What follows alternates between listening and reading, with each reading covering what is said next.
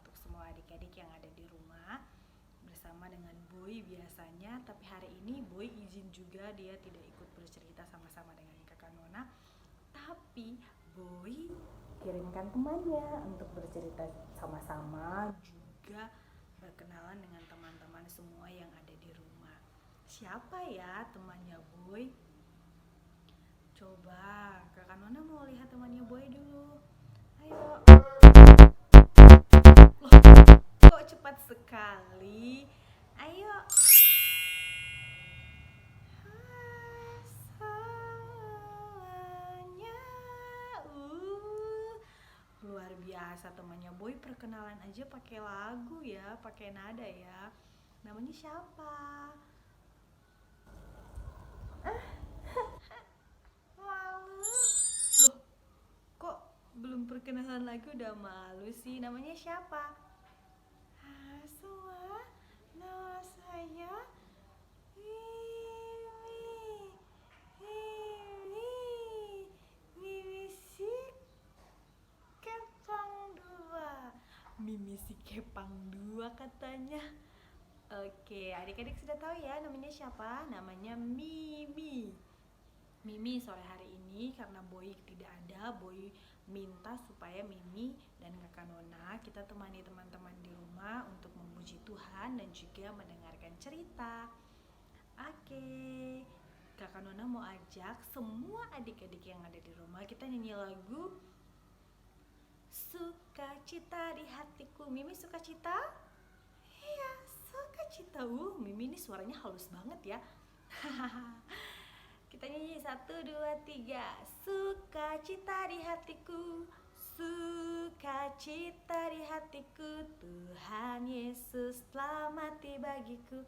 Dia mati yang kita ustasaku hari. Jadi Tuhan Yesus mati, bangkit dan menebus semua dosa-dosa kita. Mimi, hari ini kakak Nona mau bercerita tentang kisah seorang bapak tukang bangunan. Tapi sebelum kakak Nona bercerita, kita berdoa dulu ya adik-adik. Mimi, telipat tangan, kita berdoa. Segala puji syukur bagi Tuhan untuk semua yang Tuhan Yesus buat dalam hidup kami. Sore hari ini kami mau dengar cerita, Tuhan Yesus berkati.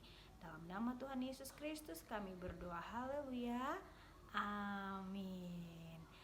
Oke, Mimi, cerita kita tentang kisah Bapak tukang bangunan. Tukang bangunan. Bapak tukang bangunan. Setiap adik-adik yang ada di rumah, juga kakak Nona dan semua orang di muka bumi ini pasti punya pekerjaan. Orang tuanya ya pasti punya pekerjaan. Kalau papanya kakak Nona, Mimi, dia itu seorang atlet. Papanya kakak Nona itu kerjanya ya di fitness, biasanya melatih orang.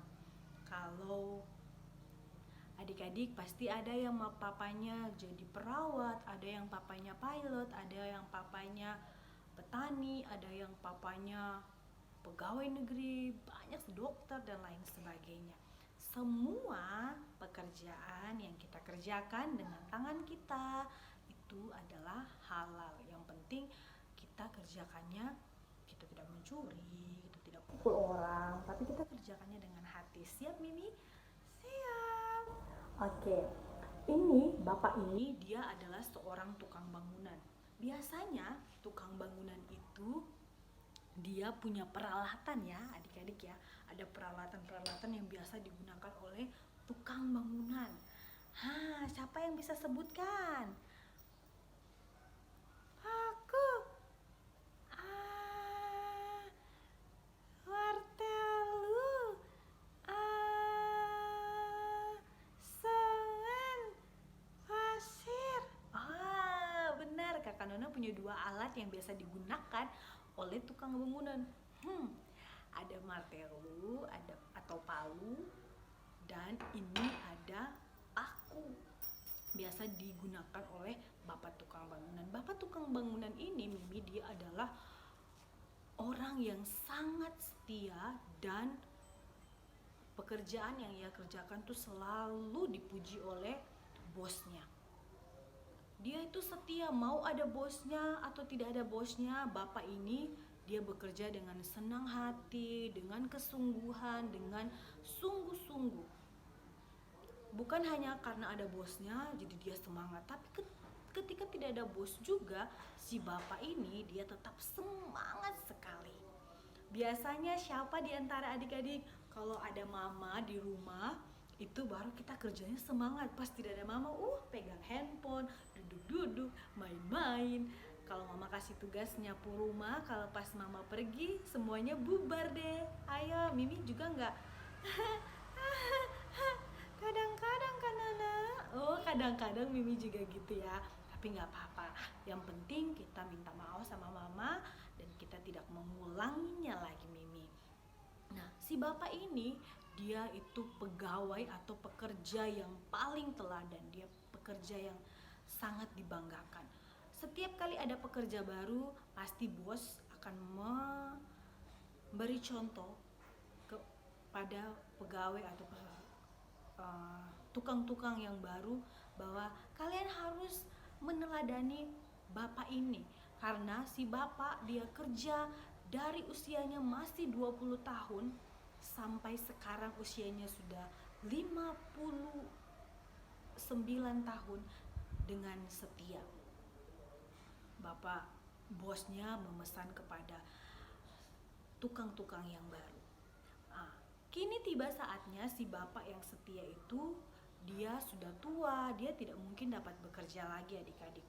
Di pegawai negeri pun ketika orang sudah berusia 58 tahun itu dia tidak akan bekerja lagi, dia akan pensiun. Karena tidak tahu ya, biasa ada juga pertimbangan-pertimbangan tertentu orang bisa pensiun atau tidak. Nah, karena si bapak sudah tua dan dia tidak mungkin lagi bisa mengangkat pasir, tidak bisa lagi mengangkat semen dan lain sebagainya. Jadi si bapak akan berhenti bekerja karena dia sudah menghabiskan waktunya yang sangat banyak menjadi seorang tukang yang setia, dan dalam pekerjaannya dia selalu dipuji karena kesetiaannya. Nah, untuk menghargai si bapak yang setia tadi, bos dari bapak tersebut ingin memberikan satu pekerjaan lagi kepada bapak ini. Si bapak dipanggil sama bosnya. Pak, datanglah ke kantor saya, ke ruangan saya, kata bosnya. Pasti senang ya Mimi ya kalau dipanggil sama bos. Iya kan Nana? Si bapak ini dia datang ke kantornya si bos. Lalu si bos bilang, saya punya satu pekerjaan terakhir untuk kamu lakukan. Saya akan menyiapkan semua bahannya, dari semen, semua bahan yang akan dibutuhkan, keramik, apa saja.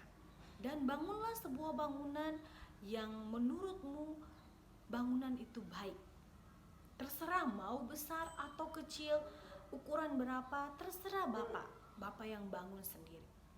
Nah, sampai di rumah si bapak yang tadi setia tadi itu ya sambil berbaring dia pikir, saya akan membangun rumah yang kecil saja, yang ada satu kamar, satu ruang tamu, satu kamar mandi, dan juga dapur.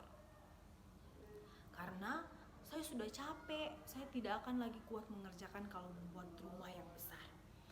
Nah, barang-barang sudah ada, materialnya sudah ada. Si bapak mulai mengerjakannya dengan sepenuh hati.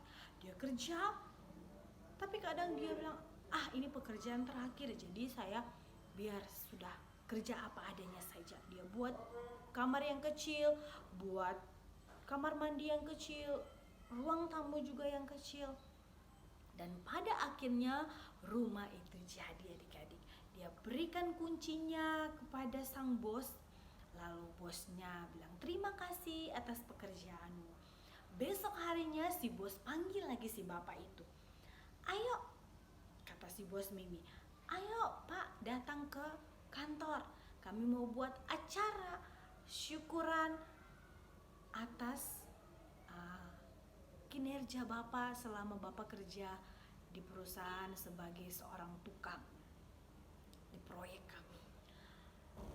Si bos sudah menyiapkan makanan yang banyak, mereka bernyanyi bersama, mereka memuji Tuhan. Lalu si bos berikan kunci tadi, kunci rumah tadi untuk si bapak ini. Bapak, ini adalah rumahmu. Adik-adik, Mimi tahu tidak? Si bapak yang tadi yang kerja, Pak Bapak tukang yang setia itu, dia nangis. Dia sedih sekali. Kenapa? Kenapa kan Nana? Karena kalau dia tahu itu rumah untuk dia, untuk bapak tadi, pasti dia akan membuat rumah yang besar, kamarnya 3 atau kamarnya 4.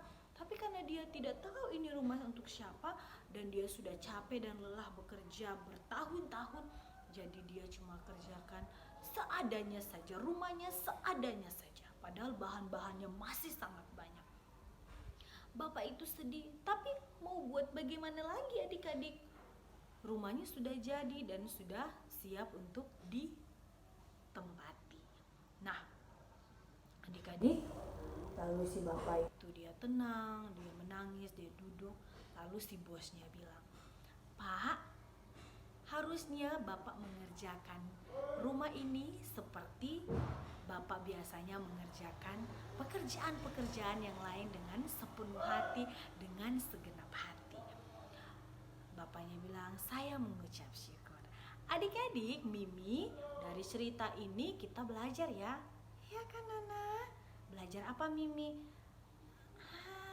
Harus mengerjakan dengan sepenuh hati.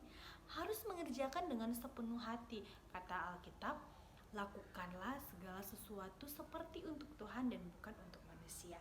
Adik-adik, kita bantu mama, kita bantu papa, kita kerjakan PR, kita lakukan apa saja, membantu oma, membantu opa, tete, nenek di rumah. Kita lakukan semuanya dengan sungguh-sungguh, dengan sukacita, seperti kita melakukan sesuatu untuk Tuhan. Walaupun tidak ada orang yang lihat sekalipun, kita tetap harus melakukannya dengan sungguh-sungguh dan percaya bahwa apapun yang kita lakukan, ketika kita melakukannya dengan sungguh-sungguh, pasti Tuhan akan memberkatinya dan pekerjaan kita akan menjadi berkat bagi orang lain. Siap Mimi ya? Siap kan Nana? Jadi sekarang kita harus mengerjakan segala sesuatu seperti untuk Tuhan. Tuhan Yesus memberkati adik-adik semua yang ada di rumah. Semoga cerita ini menjadi berkat bagi kita semua.